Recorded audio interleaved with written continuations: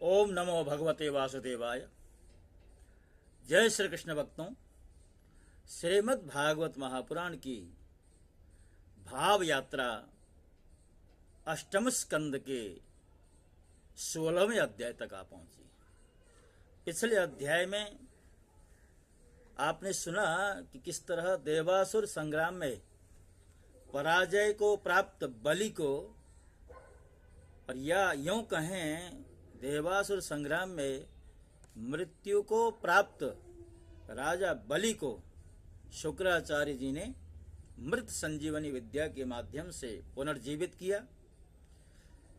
विश्व विजयी रथ पर आरूढ़ करके दिग्विजय के लिए जैसे ही उन्होंने प्रस्थान किया, तो उसी दिग्विजय के क्रम में राजा बलि ने स्वर्ग के ऊपर चढ़ाई की। देवराज इंद्र को सिंहासन से च्युत कर दिया, देवताओं को स्वर्ग खाली करना पड़ा। तो सब लोग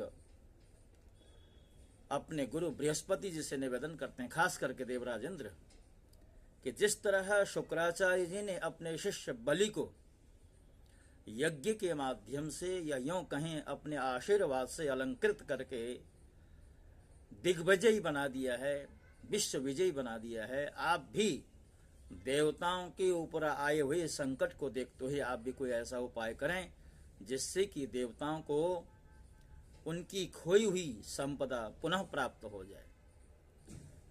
तो देवगुरु बृहस्पति जी ने कहा, ये समय बहुत ही बलवान है, ये असुरों के अनुकूल है, इसलिए तुम कुछ दिन समय की प्रतीक्षा करो। समय अनुकूल आएगा तो असुरों के पराभव के लिए जो कुछ भी हमारे द्वारा करना होगा वो हो जाएगा, भगवान की कृपा हो जाएगी, इसलिए तुम तब तक प्रतीक्षा करो। तो देवताओं ने अपनी संपदा खोई है, और देवताओं की जो माता हैं अदिति जी, उनको इस बात की बड़ी चिंता है। तो 16वें अध्याय के प्रथम श्लोक में सुखदेव जी कह रहे हैं, एवं पुत्रेषु नष्टेषु देवमातादितिस्तदा हृते त्रिविष्टपे दैत्यैः पर्यतप्यदनाथवत। हे परीक्षित, जब देवता इस प्रकार भाग कर छिप गए और दैत्यों ने स्वर्ग पर अधिकार प्राप्त कर लिया, तब देव माता अदिति जी को बड़ा दुख हुआ, वे अनाथ सी हो गईं। एक बार बहुत दिनों के पश्चात जब परम प्रभावशाली कश्यप मुनि की समाधि टूटी, तब वे अदिति के आश्रम पर आए। उन्होंने देखा कि न तो वहां सुख शांति है और न किसी प्रकार का उत्साह या कोई सजावट ही। परीक्षित, जब वे वहां आकर आसन पर बैठ गए, तब अदिति ने विधिपूर्वक उनका सत्कार किया। तब वे अपनी पत्नी अदिति से, जिसके चेहरे पर बड़ी उदासी छाई हुई थी, बोले, हे कल्याणी, इस समय संसार में ब्राह्मणों पर कोई विपत्ति तो नहीं आई है ना? धर्म का पालन तो ठीक ठाक चल रहा है ना? काल के कराल गाल में पड़े लोगों का कुछ अमंगल तो नहीं हो रहा है ना? हे प्रिय, गृहस्थाश्रम तो जो लोग योग नहीं कर सकते उन्हें भी योग का फल देने वाला। उस गृहस्थाश्रम में रहकर धर्म, अर्थ और काम के सेवन में किसी प्रकार का विघ्न तो नहीं हो रहा। यह भी संभव है कि तुम कुटुंब के भरण पोषण में व्यग्र हो रही हो, अतिथि आए हों और तुमसे बिना सम्मान पाए ही लौट गए हों, तुम खड़ी होकर उनका सत्कार करने में भी असमर्थ रही हो, इसी से तो तुम उदास नहीं हो रहे हो। देखिए, गृहस्थों का जो कर्तव्य है, उस कर्तव्य के पालन से विमुख होकर के कहीं ऐसा तो नहीं पत्नी अदिति दुखी हो रही हों, ये प्रश्न कश्यप जी उनसे करते हैं। तो गृहस्थियों का क्या धर्म है, इस बात की भी यहाँ पर चर्चा हुई है। जिन घरों में आए हुए अतिथि का जल से भी सत्कार नहीं किया जाता और वे ऐसे ही लौट जाते हैं, वे घर अवश्य ही गीदड़ के घर के समान हैं। प्रिय, संभव है कि मेरे बाहर चले जाने पर कभी तुम्हारा चित्त उद्विग्न रहा है और समय पर तुमने भविष्य से अग्नियों में हवन भी न किया हो। सर्वदेवमय भगवान के मुख हैं ब्राह्मण और अग्नि। गृहस्थ पुरुष यदि इन दोनों की पूजा करता है तो उसे उन लोकों की प्राप्ति होती है जो समस्त कामनाओं को पूर्ण करने वाले। प्रिय, तुम तो सर्वदा प्रसन्न रहती हो, परंतु तुम्हारे बहुत से लक्षणों से मैं देख रहा हूं कि इस समय तुम्हारा चित्त अस्वस्थ है। तुम्हारे सब पुत्र कुशल मंगल तो हैं। अदिति बोली, भगवान, ब्राह्मण, गौ और धर्म आपकी यह दासी सब सकुशल हैं। मेरे स्वामी, यह गृहस्थ आश्रम ही अर्थ, धर्म और काम की साधना में परम सहायक है। प्रभो, आपके निरंतर स्मरण और कल्याण कामना से अग्नि, अतिथि, सेवक, भिक्षुक और दूसरे याचकों का भी मैंने तिरस्कार नहीं किया है। भगवान, जब आप जैसे प्रजापति मुझे इस प्रकार धर्म पालन का उपदेश करते हैं, तब भला मेरे मन की ऐसी कौन सी कामना है जो पूरी न हो। हे आर्यपुत्र, समस्त प्रजा वह चाहे सत्वगुणी, रजोगुणी या तमोगुणी ही हो, आपकी ही संतान है। कुछ आपके संकल्प से उत्पन्न हुए हैं और कुछ शरीर से। भगवान, इसमें संदेह नहीं कि आप सब संतति के प्रति चाहे असुर हों या देवता हों एक सा भाव रखते हैं, समान भाव रखते हैं। तथापि स्वयं परमेश्वर भी अपने भक्तों की अभिलाषा पूर्ण किया करते हैं। मेरे स्वामी, मैं आपकी दासी हूं। आप मेरी भलाई के संबंध में विचार कीजिए। मर्यादा पालक प्रभो, शत्रुओं ने हमारी संपत्ति और रहने का स्थान तक छीन लिया है। आप हमारी रक्षा कीजिए। बलवान दैत्यों ने मेरे ऐश्वर्य, धन, यश और पद छीन लिए हैं तथा हमें घर से बाहर निकाल दिया है। इस प्रकार मैं दुख के समुद्र में डूब रही हूं। आपसे बढ़कर हमारी भलाई करने वाला और कोई नहीं है। इसलिए मेरे हितैषी स्वामी, आप सोच विचार कर अपने संकल्प से ही मेरे कल्याण का कोई ऐसा उपाय कीजिए जिससे कि मेरे पुत्रों को वे वस्तुएं पुनः प्राप्त हों। सुखदेव जी कहते हैं, इस प्रकार अदिति ने जब कश्यप जी से प्रार्थना की तब वे कुछ विस्मित से होकर बोले, बड़े आश्चर्य की बात है, भगवान की माया भी कैसी प्रबल है। यह सारा जगत स्नेह की रज्जु से बंधा हुआ है। कहाँ यह पंचभूतों से बना हुआ अनात्मा शरीर और कहाँ प्रकृति से परे आत्मा। न किसी का कोई पति है, न पुत्र है और न तो संबंधी ही है। मोह ही मनुष्य को नचा रहा है। हे प्रिय, तुम संपूर्ण प्राणियों के हृदय में विराजमान, अपने दुख भक्तों के दुख मिटाने वाले जगत गुरु भगवान वासुदेव की आराधना करो। वे बड़े दयालु हैं। अवश्य ही श्री हरि तुम्हारी कामनाएं पूर्ण करेंगे। मेरा यह दृढ़ निश्चय है कि भगवान की भक्ति कभी व्यर्थ नहीं होती। इसके अतिरिक्त कोई दूसरा उपाय नहीं। अदिति ने कहा, भगवान, मैं जगदीश्वर भगवान की आराधना किस प्रकार करूं जिससे सत्य संकल्प प्रभु मेरा मनोरथ पूर्ण करे। हे पतिदेव, मैं अपने पुत्रों के साथ बहुत ही दुख भोग रही हूं, जिससे वे शीघ्र ही मुझ पर प्रसन्न हो जाएं। उनकी आराधना की वही विधि मुझे बताइए। कश्यप जी कहते हैं, देवी, जब मुझे संतान की कामना हुई थी तब मैंने भगवान ब्रह्मा जी से यह बात पूछी थी। उन्होंने मुझे भगवान को प्रसन्न करने वाले जिस व्रत का उपदेश किया था वही मैं तुम्हें बतलाता हूं। फाल्गुन के शुक्ल पक्ष में 12 दिन तक केवल दूध पीकर रहे और परम भक्ति से भगवान कमल नयन की पूजा करें। अमावस्या के दिन यदि मिल सके तो सूकर की खोदी हुई मिट्टी से अपना शरीर मल कर नदी में स्नान करे। उस समय यह मंत्र पढ़ना चाहिए, त्वं देव्यादिवराहेण रसाय स्थानमिच्छत उद्धृतासि नमस्तुभ्यं पापमानं मे प्रणाशय। हे देवी, प्राणियों को स्थान देने की इच्छा से वराह भगवान ने रसातल से तुम्हारा उद्धार किया था, तुम्हें नमस्कार है। तुम मेरे पापों को नष्ट कर दो। इसके पश्चात अपने नित्य और नैमित्तिक नियमों को पूरा करके एकाग्र चित्त से मूर्ति, वेदी, सूर्य, जल, अग्नि और गुरुदेव के रूप में भगवान की पूजा करें। नमस्तुभ्यं भगवते पुरुषाय महीयसे सर्वभूत निवासाय वासुदेवाय साक्षिणे। हे प्रभु, आप सर्वशक्तिमान हैं, अंतर्यामी और आराधनीय हैं। समस्त प्राणी आप में और आप समस्त प्राणियों में निवास करते हैं, इसी से आपको वासुदेव कहते हैं। आप समस्त चराचर जगत और उसके कारण के भी साक्षी हैं।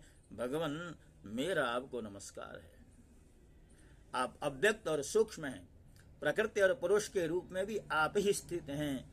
आप 24 गुणों के जानने वाले और गुणों की संख्या करने वाले सांख्य शास्त्र के प्रवर्तक हैं। आप वह यज्ञ हैं जिसकी प्रायणीय और उदयनीय ये 2 कर्म सिर हैं। प्रातः, मध्याह्न और सायं, ये 3 सवन ही 3 पाद हैं। 4 वेद, 4 सिंह हैं। गायत्री आदि 7 छंद ही 7 हाथ हैं। यह धर्ममय वृषभ रूप यज्ञ वेदों के द्वारा ही प्रतिपादित है और इसकी आत्मा है स्वयं आप। आपको हमारा नमस्कार है। आप ही लोक कल्याणकारी शिव और आप ही प्रलयकारी रुद्र हैं। समस्त शक्तियों को धारण करने वाले भी आप ही हैं। आपको मेरा बार बार नमस्कार है। आप ही सबके प्राण और आप ही इस जगत के स्वरूप भी हैं। आप योग के कारण तो हैं ही स्वयं योग, और उससे मिलने वाला ऐश्वर्य भी आप हैं। हे हिरण्यगर्भ, आपको नमस्कार है। आप ही आदिदेव हैं, सबके साक्षी हैं। आप ही नर नारायण ऋषि के रूप में प्रकट स्वयं भगवान हैं। आपको मेरा नमस्कार है। आप सब प्रकार के वर देने वाले हैं, वर देने वालों में श्रेष्ठ हैं तथा जीवों के एकमात्र वर्णीय हैं। यही कारण है कि धीर विवेकी पुरुष अपने कल्याण के लिए आपके चरणों की रज की उपासना करते हैं। जिनके चरण कमलों की सुगंध प्राप्त करने की लालसा से समस्त देवता और स्वयं लक्ष्मी जी भी सेवा में लगी रहती, वे भगवान मुझ पर प्रसन्न हो। प्रिय, भगवान ऋषिकेश का आवाहन करके पहले फिर इन मंत्रों के द्वारा पाद्य, आचमन आदि के साथ श्रद्धा पूर्वक मन लगाकर पूजा करें। गंधमाला आदि से पूजा करके भगवान को दूध से स्नान करावे। उसके पश्चात वस्त्र, यज्ञोपवीत, आभूषण, पाद्य, आचमन, गंध, धूप आदि के द्वारा द्वादशाक्षर मंत्र से भगवान की पूजा करें। यदि सामर्थ्य हो तो दूध में पकाए हुए तथा घी और गुड़ मिले हुए शाली की चावल का नैवेद्य लगावे और उसी का द्वादशाक्षर मंत्र से हवन करे। उस नैवेद्य को भगवान के भक्तों में बांट दे या स्वयं पाले। आचमन और पूजा के पश्चात तांबूल निवेदन करे। 108 बार द्वादशाक्षर मंत्र का जप करे और स्तुतियों के द्वारा भगवान का स्तवन करे। प्रदक्षिणा करके बड़े प्रेम और आनंद से भूमि पर लौटकर दंडवत प्रणाम करे। निर्माल्य को सिर से लगाकर देवता का विसर्जन करे। कम से कम 2 ब्राह्मणों को यथोचित रीति से खीर का भोजन करावे। दक्षिणा आदि से उनका सत्कार करे। इसके पश्चात उनसे आज्ञा लेकर अपने इष्ट मित्रों के साथ बचे हुए अन्न को स्वयं ग्रहण करे। उस दिन ब्रह्मचर्य से रहे और दूसरे दिन प्रातः काल ही स्नान आदि करके पवित्रता पूर्वक पूर्वोक्त विधि से एकाग्र होकर भगवान की पूजा करे। इस प्रकार जब तक व्रत समाप्त न हो तब तक दूध से स्नान कराकर प्रतिदिन भगवान की पूजा करे। भगवान की पूजा में आदर बुद्धि रखते हुए केवल पयोव्रती रहकर यह व्रत करना चाहिए। पूर्ववत प्रतिदिन हवन और ब्राह्मण भोजन भी कराना चाहिए। इस प्रकार पयोव्रती रहकर 12 दिन तक प्रतिदिन भगवान की आराधना, होम और पूजा करे तथा ब्राह्मण भोजन कराता रहे। फाल्गुन शुक्ल प्रतिपदा से लेकर त्रयोदशी पर्यंत ब्रह्मचर्य से रहे, पृथ्वी पर शयन करे और तीनों समय स्नान करे। झूठ न बोले, पापियों से बात न करे, पाप की बात न करे, छोटे बड़े सब प्रकार के भोगों का त्याग कर दे, किसी भी प्राणी को किसी प्रकार से कष्ट न पहुंचाए, भगवान की आराधना में लगा रहे। त्रयोदशी के दिन विधि जानने वाले ब्राह्मण के द्वारा शास्त्रोक्त विधि से भगवान विष्णु को पंचामृत स्नान करावे। उस दिन धन का संकोच छोड़कर भगवान की बहुत बड़ी पूजा करनी चाहिए और दूध में चरु अर्थात खीर पकाकर विष्णु भगवान को अर्पित करना चाहिए। अत्यंत एकाग्र चित्त से उसी पकाए हुए चरु के द्वारा भगवान का यजन करना चाहिए और उनको प्रसन्न करने वाला गुणयुक्त तथा स्वादिष्ट नैवेद्य अर्पण करना चाहिए। इसके पश्चात ज्ञान संपन्न आचार्य और ऋतुजों को वस्त्र, आभूषण और गौ आदि देकर संतुष्ट करना चाहिए। इसे भी भगवान की ही आराधना समझे। प्रिय आचार्य और ऋतुजों के शुद्ध, सात्विक और गुणयुक्त भोजन कराना चाहिए। दूसरे ब्राह्मण और आए हुए अतिथियों को भी अपनी शक्ति के अनुसार भोजन कराना चाहिए। गुरु और ऋतुजों को यथायोग्य दक्षिणा देनी चाहिए। जो चांडाल आदि अपने आप वहां आ गए हों उन सभी को तथा दीन, अंधे और असमर्थ पुरुषों को भी अन्न आदि देकर संतुष्ट करना चाहिए। जब सब लोग खा चुके हों तब उन सब के सत्कार को भगवान की प्रसन्नता का साधन समझते हुए अपने भाई बंधुओं के साथ स्वयं भोजन करें। प्रतिपदा से लेकर त्रयोदशी तक प्रतिदिन नाच गान, बाजे गाजे, स्तुति, स्वस्ति वाचन और भगवत कथाओं से भगवान की पूजा करें। प्रिय, यह भगवान की श्रेष्ठ आराधना है। इसका नाम है पयोव्रत। ब्रह्मा जी ने मुझे जैसा बताया था वैसा ही मैंने तुम्हें भी बता दिया है। देवी, तुम भाग्यवती हो। अपनी इंद्रियों को वश में करके शुद्ध एवं श्रद्धापूर्ण चित्त से इस व्रत का भलीभांति अनुष्ठान करो और इसके द्वारा विनाशी भगवान की आराधना करो। हे कल्याणी, यह व्रत भगवान को संतुष्ट करने वाला है, इसलिए इसका नाम है सर्वयज्ञ और सर्वव्रत। यह समस्त तपस्याओं का सार और मुख्य दान है। जिनसे भगवान प्रसन्न हो वे ही सच्चे नियम हैं, वे ही उत्तम यम हैं, वे ही वास्तव में तपस्या, दान, व्रत और यज्ञ हैं। इसलिए देवी, संयम और श्रद्धा से तुम इस व्रत का अनुष्ठान करो। भगवान शीघ्र ही तुम पर प्रसन्न होंगे और तुम्हारी अभिलाषा पूर्ण होगी।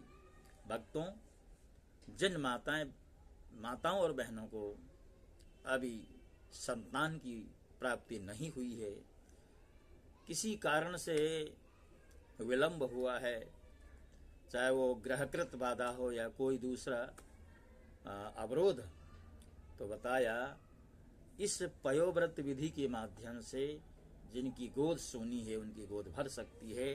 इसलिए हमें भी चाहिए इस पयोव्रत का पालन करते हुए संतान सुख प्राप्त करें।